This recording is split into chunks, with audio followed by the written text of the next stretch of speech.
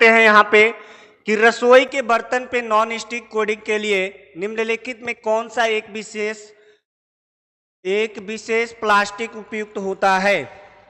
तो आपको यहाँ पे अगर राइट आंसर की अगर बात किया जाए तो प्लास्टिक इसके लिए नॉन स्टिक वाले के लिए अगर आप जाना चाहेंगे तो देखिए नॉन स्टिक जो बर्तन आप लोग देखते होंगे कि एक नॉन स्टिक बर्तन होती है, उसके ऊपर किसका कोटिंग किया जाता है, क्या बेकेलाइट का, क्या टेफ्लॉन का, क्या फिनाल का, क्या पॉलीथीन का।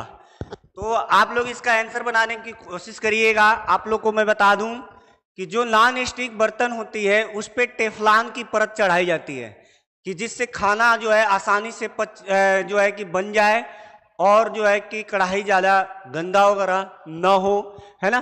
तो टेफ्लॉन का उपयोग किया जाता है। तो इसका राइट आंसर होगा पहले का क्या हो जाएगा, बी ऑप्शन। पहले का बी ऑप्शन सही होगा। अब ध्यान से समझिएगा, अगला क्वेश्चन वो बना सकता है क्लियर है, क्या क्लियर है? कंग्रेचुलेसन सर, बहुत बहुत धन्यवाद। क्या क्लियर है जरूर बताइए आप लोग। वॉइस, अच्छा वॉइस क्लियर होगा आप लोग का, है ना। बहुत बढ़िया। वीडियो क्वालिटी बताइएगा, क्या अच्छे से विजुअल है, दिखाई दे रहा है, क्वेश्चन पूरा अच्छे से दिखाई दे रहा है, पढ़ पा रहे हैं कि नहीं पढ़ पा रहे हैं, जल्दी बताइए। तो टेफ्लॉन इसका राइट आंसर होगा। अब क्वेश्चन एक बार आया था कि बेकेलाइट क्या है, तो मैं आपको बता दूं कि यहां पे एक प्लास्टिक पूछा गया है। तो प्लास्टिक आपको मैं बता दूं कि जब आप मुझसे पढ़ेंगे तो प्लास्टिक जो होता है यह दो टाइप का होता है। प्लास्टिक दो टाइप का होता है। पहले प्लास्टिक का नाम है थर्मोप्लास्टिक और दूसरे प्लास्टिक का नाम है जो होता है thermosetting plastic. Good morning Amit ji, good morning. Yes sir, good good, ठीक है, टेफ्लॉन। तो अब ये देखिएगा, प्लास्टिक दो तरीके का होता है। पहला होता है आपका, याद रखिएगा, थर्मोप्लास्टिक, और दूसरा होता है थर्मोसेटिंग प्लास्टिक। क्लियर है? तो थर्मोप्लास्टिक वो प्लास्टिक होता है जिसको रीयूज में लिया जा सकता है। अगर एक बार उसको यूज कर लिया जाए फिर दोबारा यूज किया जा सकता है, उसको आसानी से मॉडिफाई कर दिया जा सकता है। लेकिन थर्मोसेटिंग, नाम ही है थर्मोसेटिंग, इट मीन्स कि थर्मोसेटिंग प्लास्टिक वो होता है कि अगर एक बार सेट हो गया तो उसको आसानी से दोबारा उसका कोई नया फॉर्म नहीं बनाया जा सकता है। New batch railway group D class कब चलेगी सर? इसके लिए आप ब्रिजेश यादव जी, आप मैनेजमेंट से बात कर लीजिए कि रेलवे का ग्रुप डी का नया बैच कब से स्टार्ट हो रहा है। मैनेजमेंट में कॉल करके आप पूछ सकते हैं। चलिए, यस सर, सब सही है, गुड, वॉइस क्लियर है, गुड गुड। चलिए, तो अब हम लोग जो है कि थर्मोप्लास्टिक के बारे में ध्यान देना है कि थर्मोसेटिंग प्लास्टिक, तो मैंने बताया ना कि जब मैं केमिस्ट्री में पूरा थ्योरी पढ़ाऊंगा तो थर्मोसेटिंग प्लास्टिक के बारे में भी बताऊंगा। लेकिन यहाँ पे भी जान लीजिएगा, थर्मोसेटिंग प्लास्टिक वो प्लास्टिक होती है जिसको एक बार यूज करने के बाद दोबारा यूज नहीं किया जा सकता है। जिसमें से इसमें आपका क्या आता है, इसमें से आपका आता है तो टेफ्लॉन भी एक है। उसके बाद बेकेलाइट। अगर कोई पूछता है कि बेकेलाइट कौन सी प्लास्टिक है, थर्मोप्लास्टिक है कि थर्मोसेटिंग प्लास्टिक है, तो इसको आप लोग ध्यान दीजिएगा कि बेकेलाइट थर्मोसेटिंग प्लास्टिक होती है। कौन सी प्लास्टिक होती है? थर्मोसेटिंग प्लास्टिक होती है। ये जो कुकर का हैंडल बनाया जाता है, जो कुकर का हैंडल बनाया जाता है वो किसके बनाया जाता है? तो थर्मोसेटिंग प्लास्टिक का ही बनाया जाता है। जो कुकर का हैंडल आप लोग देखे होंगे, जो कुकर का हैंडल है, मान लीजिए ये हमारे पास ये एक कुकर बना देते हैं, ये इसकी सीटी है और ये इसका हैंडल है ना। तो ये जो हैंडल होता है, यह हैंडल किसका बनाया जाता है? बेकेलाइट का ही बनाया जाता है। तो बेकेलाइट से आपको याद रखना है कि बेकेलाइट कौन सी प्लास्टिक है, तो बेकेलाइट थर्मोसेटिंग प्लास्टिक है। कौन सी प्लास्टिक है? थर्मोसेटिंग प्लास्टिक है, थर्मोसेटिंग प्लास्टिक है। फिनाल जो है ये किसी प्रकार को प्लास्टिक, अगर इसको नहीं देखा जाता है, पॉलीथीन का याद रखिएगा, पॉलीथीन थर्मोप्लास्टिक है। क्या है? थर्मोप्लास्टिक है। तो इससे सभी को आपको याद रहेगा कि पॉलीथीन क्या है, थर्मोप्लास्टिक है। उसके बाद बेकेलाइट क्या है? थर्मोसेटिंग प्लास्टिक है। तो इस क्वेश्चन ए का राइट आंसर है ऑप्शन नंबर बी, टेफ्लॉन। जो नॉन स्टिक बर्तन होता है उसमें कौन सा प्लास्टिक यूज किया जाता है? तो टेफलॉन का यूज किया जाता है। Sir clear? सर कार की लाइट में भी जो, कार की लाइट में भी जो, कार की लाइट में क्या? अच्छा हाँ, कार के लाइट के जो ऊपर यूज किया जाता है, ठीक है, बैक के लाइट, गुड, ठीक है, बढ़िया। तो अब इसमें याद रखिएगा। तो अब चलते हैं अगले क्वेश्चन की तरफ। अगला क्वेश्चन है आपका स्क्रीन पे, प्रति इकाई समय में किसी वस्तु के वेग परिवर्तन को कहा जाता है। ये आपका फिजिक्स से क्वेश्चन आ गया। इसका जवाब किसी का गलत नहीं होना चाहिए। अगर मेरे से जो बच्चा पढ़ा है उसका तो बिल्कुल नहीं गलत होना चाहिए। अगर गलत हुआ तो सोच लीजिएगा। यानी पूछा जा रहा है कि change in the velocity of an object पर यूनिट टाइम, यानी कि एक पर यूनिट टाइम में जो वेलोसिटी चेंज होता है इज नोन एज, क्या कहलाता है? तो बिल्कुल इसका जवाब देने की कोशिश करिएगा। क्या यह कोणीय विस्थापन है? इट मीन्स एंगुलर डिस्प्लेसमेंट है, एक्सीलरेशन है, एंगुलर स्पीड है, डिस्प्लेसमेंट है। इसको बताने की कोशिश करिएगा सभी लोग। तो मैं आपको यहां बताना चाहूंगा कि ये होता है हमारा एक्सीलरेशन। एक्सीलरेशन हमने पढ़ाया है पेड क्लास में भी और ऑफलाइन क्लासेस में भी पढ़ा रहा हूं कि इसमें होता है change in velocity, change in velocity, change in velocity per unit time, per unit time. तो change in velocity per unit time को ही एक्सीलरेशन कहा जाता है, अर्थात इसी को ही हम लोग त्वरण कहते हैं। इसी को ही हम लोग क्या कहते हैं? त्वरण कहते हैं। तो आपको याद रखना है, यह डायरेक्ट क्या पूछ लिया गया है? डायरेक्ट डेफिनेशन पूछ लिया गया है ना? डायरेक्ट डेफिनेशन पूछ लिया गया है। तो एंगुलर डिस्प्लेसमेंट नहीं होगा। Angular displacement is denoted by D theta. Angular displacement is denoted by D theta. और डी थीटा का जो होगा, इसका यूनिट होता है रेडियन, सिर्फ रेडियन। क्या होता है जी? रेडियन। एक्स्ट्रा फैक्ट नोट करते हुए चलना है आपको, एक्स्ट्रा फैक्ट नोट करते हुए चलना है, ठीक है। तो अब इसके बाद याद रखिएगा कोणीय गति। कोणीय गति को हम लोग बोलते हैं एंगुलर स्पीड। एंगुलर स्पीड भी याद रखिएगा। एंगुलर स्पीड को हम ओमेगा से डिनोट करते हैं। D theta by D T होता है, D theta by D T होता है। और D theta by D T, तो इसका एसआई यूनिट क्या हो जाएगा? रेडियन पर सेकेंड। जो भी आपको नया फैक्ट मिले अपने पेपर पेन कॉपी निकाल के बैठिएगा और नोट कर लीजिएगा। इसके बाद है विस्थापन। विस्थापन जो है आपको मैंने बता दिया कि minimum path covered by the between the two point, यानी कि दो बिंदुओं की न्यूनतम दूरी ही विस्थापन कहलाती है। क्लियर है? तो विस्थापन का एसआई यूनिट क्या हो जाएगा? विस्थापन का एसआई यूनिट होता है आपका मीटर। क्या होता है जी? मीटर। तो आई होप कि इसका आंसर आप लोग बता दिए होंगे। आई होप कि इसका आंसर आप लोग बता दिए होंगे। इसका आंसर कौन सा होगा?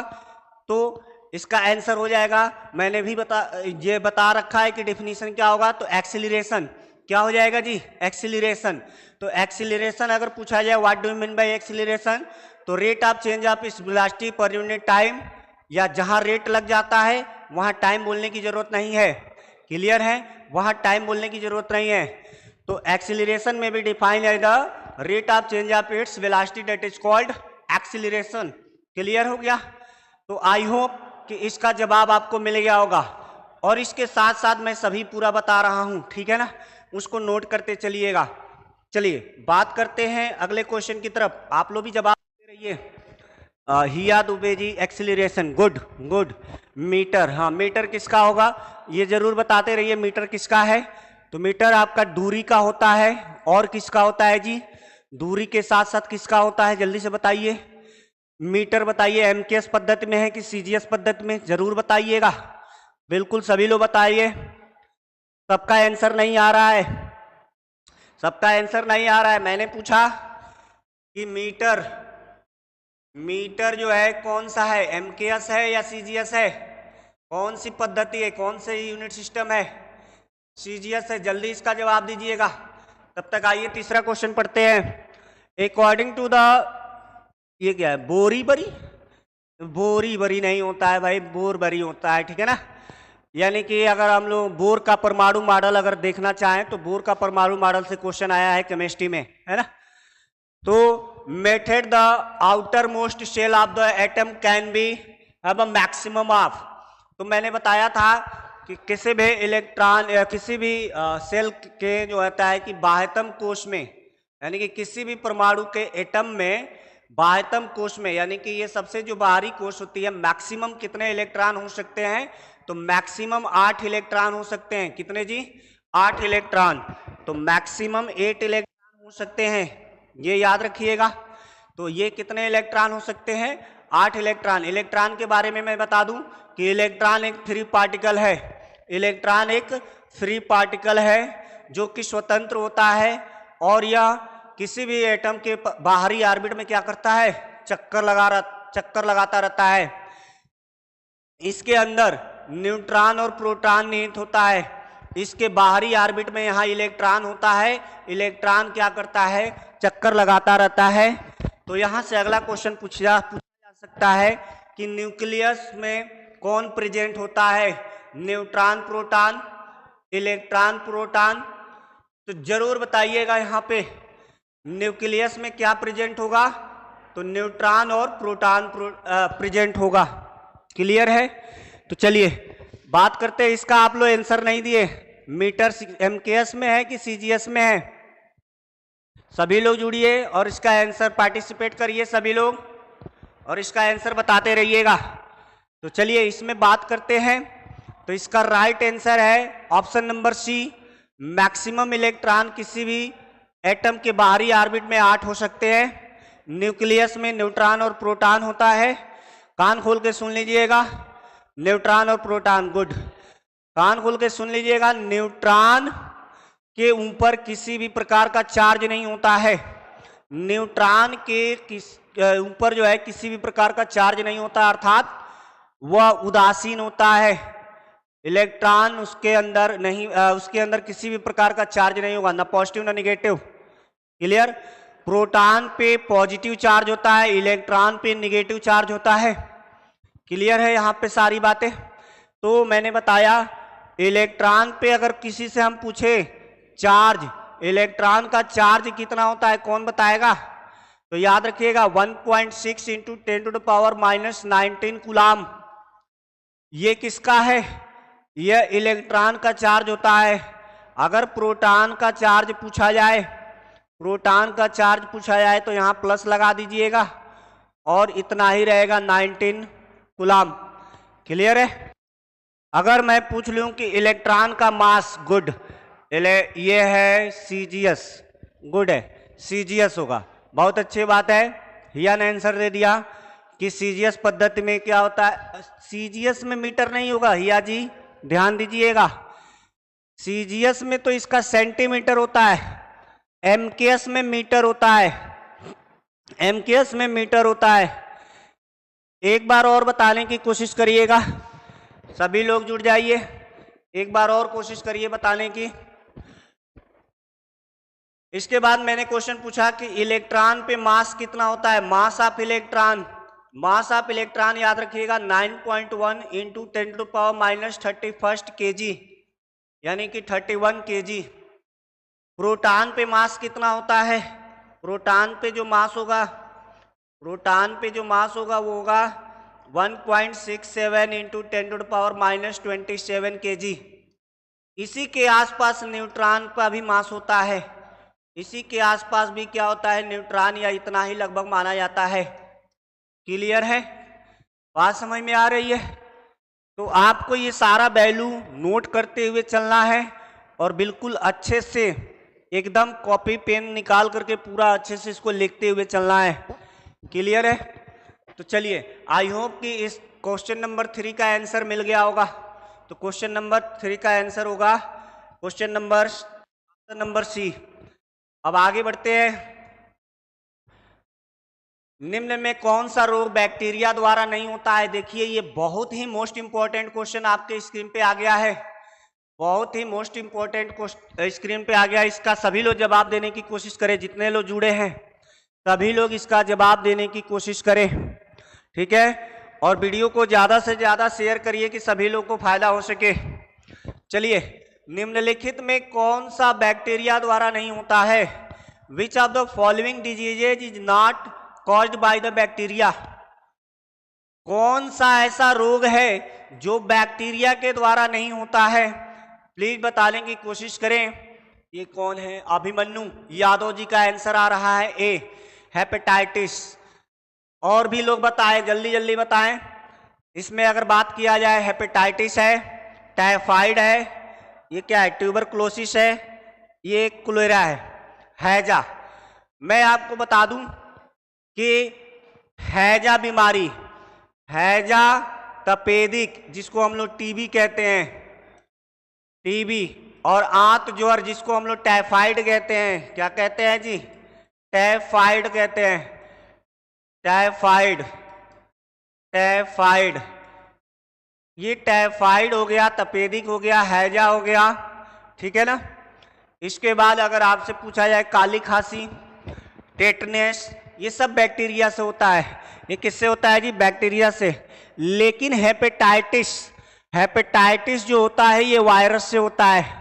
किससे होता है जी? वायरस से होता है। तो आपको ये याद रखना है कि हेपेटाइटिस जो बीमारी है, रमेश पाल जी का ऑप्शन नंबर डी आ रहा है। ये कौन है भाई? रमेश जी नहीं है, रिश्मा पाल का जो है, रिश्मा पाल का जो है डी आ रहा है। डी नहीं, कोलेरा नहीं, जो है हैजा। ये ध्यान से देखिए जी, ये पूछा क्या जा रहा है? नहीं है, हैजा तो बैक्टीरिया से ही होता है। क्वेश्चन पूछा है नहीं है, क्वेश्चन पूछा है नहीं है, तो याद रखिएगा hepatitis that is the virus. Good. Virus से जो बीमारी होगी वो हेपेटाइटिस होती है। हेपेटाइटिस कितने प्रकार का होता है जी? हेपेटाइटिस ए होता है, हेपेटाइटिस बी होता है, हेपेटाइटिस सी होता है, जिसमें से, और हेपेटाइटिस सी डेंजरस होता है। हेपेटाइटिस जो सी होता है डेंजरस होता है जी, यानी कि खतरनाक है, खतरनाक। हेपेटाइटिस अगर सी जिसको हो गया उसको मृत्यु तक भी हो सकती है। तो इसलिए आपको यहाँ पे इसका राइट आंसर क्या जाएगा? हेपेटाइटिस होगा, जो कि वायरस से होगा। तो हमें केवल आंसर नहीं ध्यान देना है,